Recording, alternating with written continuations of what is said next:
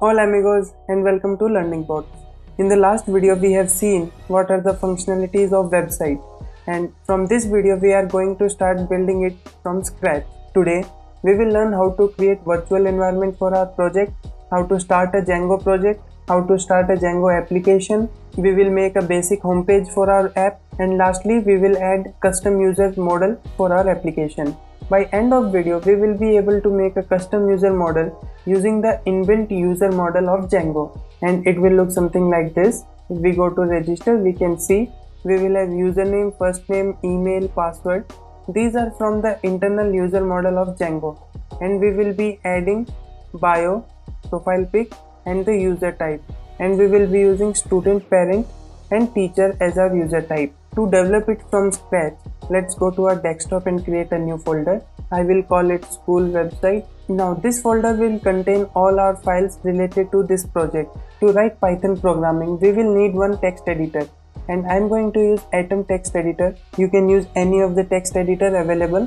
One of the reasons I like Atom text editor is we can edit HTML files, we can edit .py files, and we can also open command prompts in our text editor. So moving on to our text editor, here we have a new window. First of all, we need to create virtual environment. For that, I will open a new command prompt on the Atom.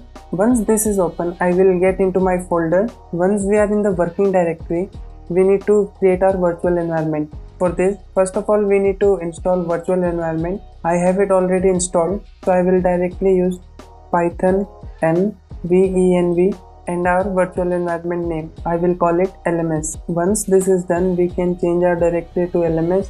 We need to get into scripts, and then we need to activate the environment. As we can see, our LMS environment is activated. Now we can go back to our working directory and we can install Django. It will take a minute or two according to your system requirement. Once Django is installed, we can directly use Django commands to create the project. To start a project, we can use Django admin, start project, and the project name.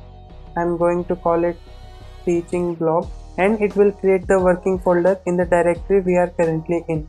Our project folder is created, so let's open it in our Atom editor. Here we can see our teaching blog folder is created. It will have a same name folder, and these files will contain all the information about our project. Settings.py will contain all the settings of the application, and so on. Once our project is created, we can get into the directory to make it our working directory. If we change it, now here we can use Django admin start app, and our application name, let's call app users, so that we can start our application with the name app users. So here we can see under teaching blog, our project folder, we have a app users, and this is our application. Now the number of applications you want to use in your project is totally up to you, but before blindly making number of applications, I will suggest you to always keep one design map with you. So design map will consist all of the things you want to do with your project and your application. So this is what my design map looks like. So basically it will contain what you want to achieve and how you want to achieve it. So as we all know, we are trying to make a website for school where teachers can upload the data, students can watch it, and students, parents, and teachers can post comments on it. So the functionality of my website will be something like, first I will go to class, then I will go to subject, then I will go to the schedule or the lecture, and there I can see all the notes and everything, and on that we can comment and reply. So for this I decided I will need two applications, one is users and one is courses. Under each application I will need some models. Models are basically the database or the tables which will hold all the information of our lesson and the users. So under courses or curriculum, I will have class, subject, lesson, comments, and replies model.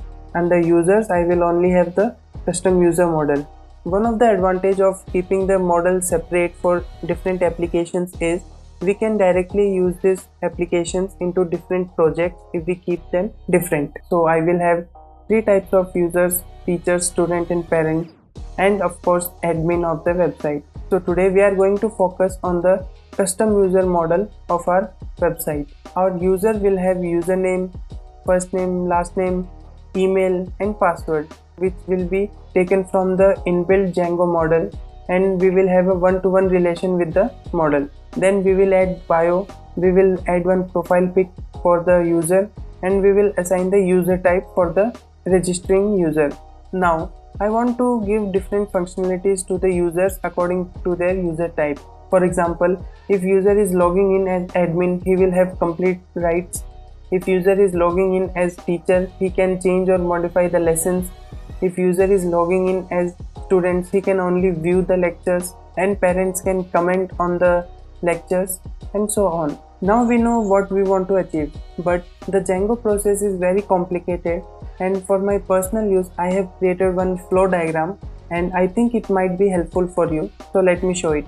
So I tried to write down all the methods or all the steps that are required to make a complete Python project. Hope it is helpful to you.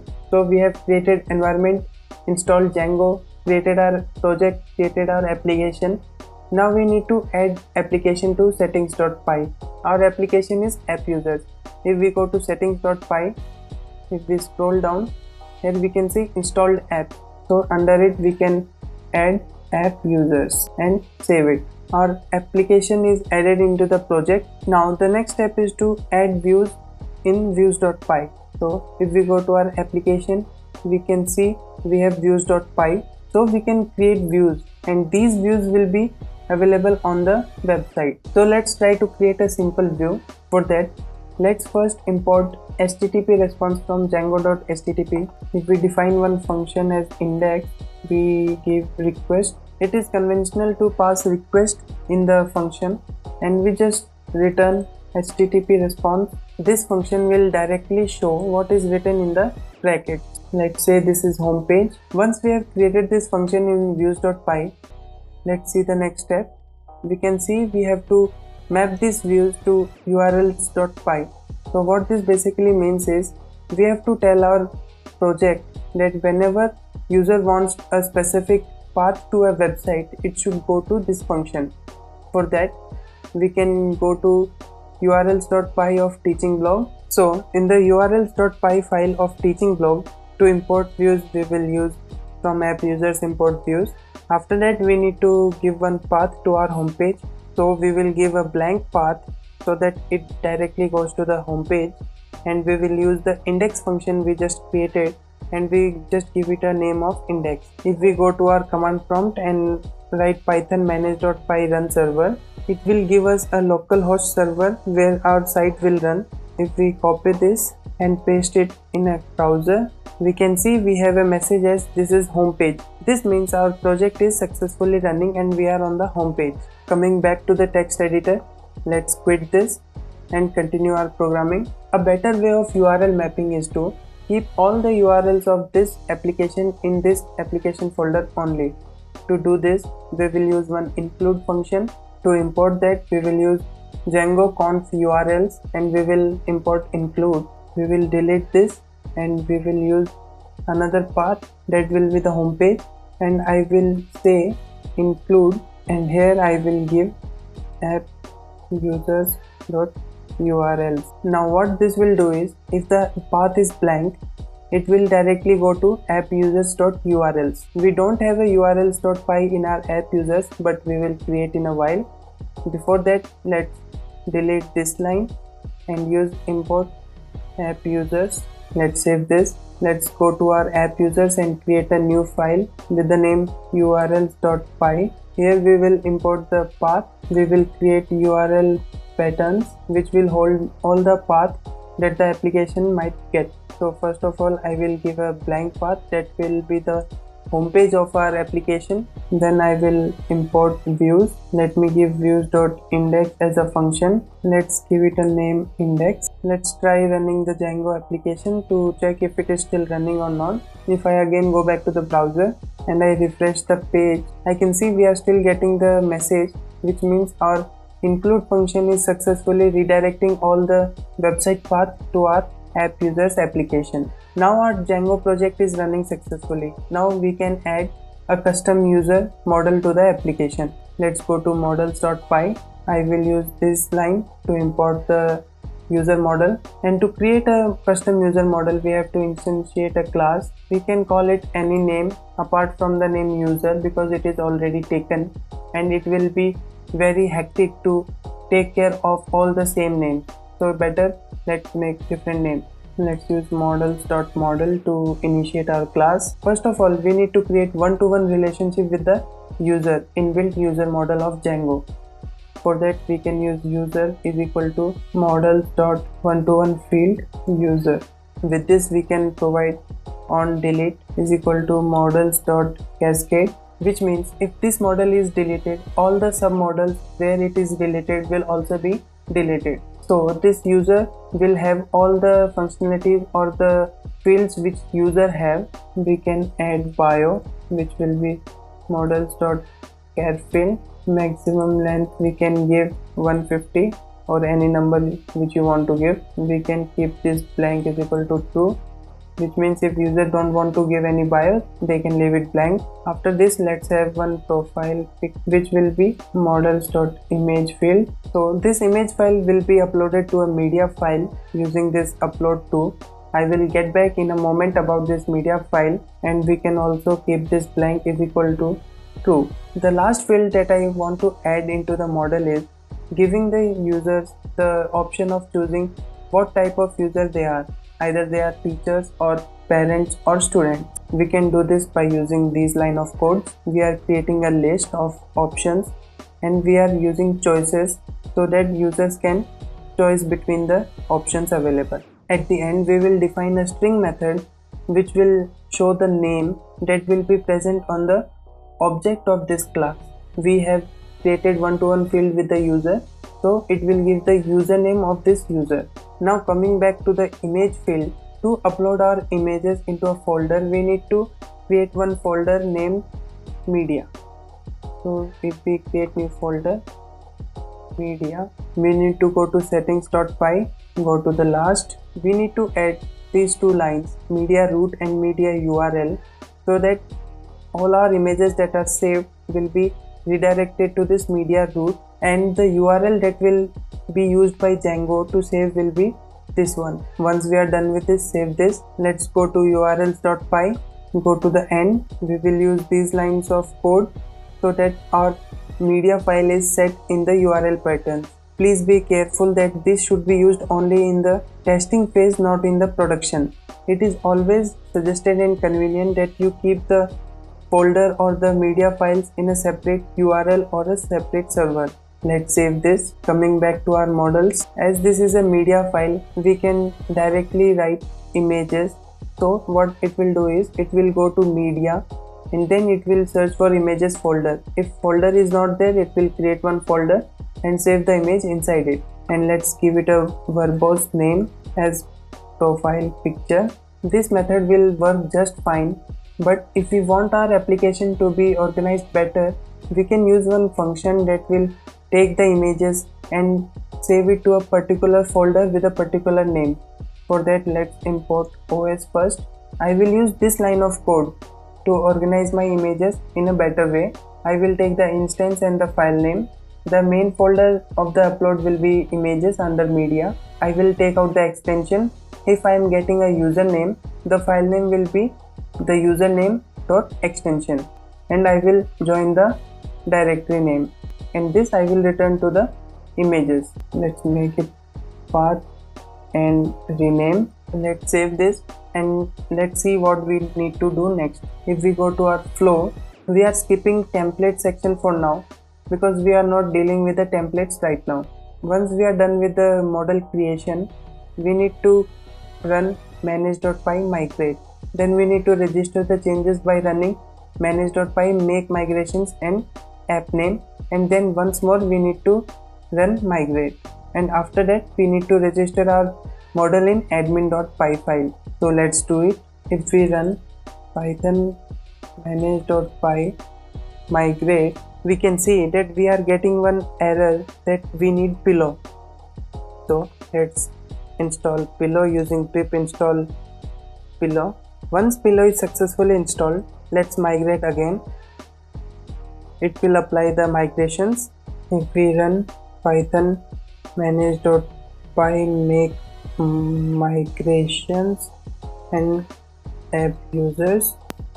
It will say create model user profiles, and it is the model that we are looking for. And again we need to run python manage.py migrate so that all the migrations are done. Okay, so we are done with the migrations. Now we need to register our model in admin.py. If we go to admin.py of our application, we need to import our model to register it in admin. So let's import. After that we can use admin.site.register and our model name, and we are done. Let's save this. Now we have created our model, we have migrated it in our database, we have registered it on admin. The last step is to create a super user or the admin user so that we can access the data on our admin page. We can run python manage.py create super user to create our admin. It will ask for username. Let me create admin. Email address admin@gmail.com. It will ask for password. Let me put admin for now. We will go ahead with it anyway. And our super user is already created. So let's see how it behaves on our website. If we run python manage.py run server and go to our browser, if we refresh, we can still see it is running. And to go to admin, we can simply use /admin. Here we have our name as admin and password admin. Let's log in. Here I can see we have our application app users, and under it we have our model or database with the name user profiles. If we click on it and we try to add a new profile, we can see first we need to create a user. So let's go ahead and create a user. We go to the authentication of the Django. Let's create a user first. Username, let's say user1. Password, any password, test password. Let's save this. Here we can save first name, last name, email address, but I'm skipping it for now. If I go back to user profiles, if I try to add a new user profile, I can see user1 is there. I can add any bio. I can use any profile picture. Let me use this sample image. I can give a user type. Let me give it student, and let me save it. Let's check in our folder if the image is successfully saved or not. So going to the folder, this is our folder. If we go to teaching blog, we can see media here. If we go under media, images, user profile pictures, and we can see username, and it is giving us the profile picture. And we have successfully created a custom user model. Going back to our site. So in this video we have seen how to create our first Django project, our first Django application, how to add custom user model to our application, how to set up media directory and save images. Here we are getting into a problem, which is first we need to create a user, and then only we can use the custom fields that we are adding. So we will try to tackle this in the next video, when we will be using custom forms to create all the values together. And we will also have a look at the templates, login and register, where users can register as students or parents and they can log in. Stay tuned for my next video. Leave a like if you didn't like the video yet. Subscribe to the channel so that you don't miss out any further videos. This is Somveer. We'll meet you in the next video. Until then, adios.